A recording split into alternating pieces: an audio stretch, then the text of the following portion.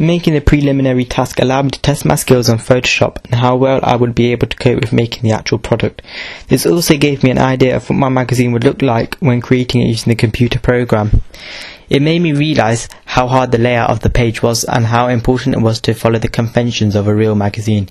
Making the preliminary task allowed me to play along with the columns and dividers to structure the page and how hard it would be to lay out mine. I learned that the white space I'd left didn't make the magazine look good, and I would not leave much white space when making my magazine, as it makes it look boring and dull for the audience to read. It also made me aware to follow the specific house style to follow a colour scheme for my magazine and make it matching throughout, which I did. This was red, navy, dark blue and a lighter shade of gold. This was different from other magazines I had researched, as I felt this would look better and create a better look for the audience. After making the preliminary task, it gave me that edge of confidence of making my magazine the best I could, which I did, and gave me an idea of what to expect from my own personal abilities on how I wanted my product to look to the audience it was aimed at.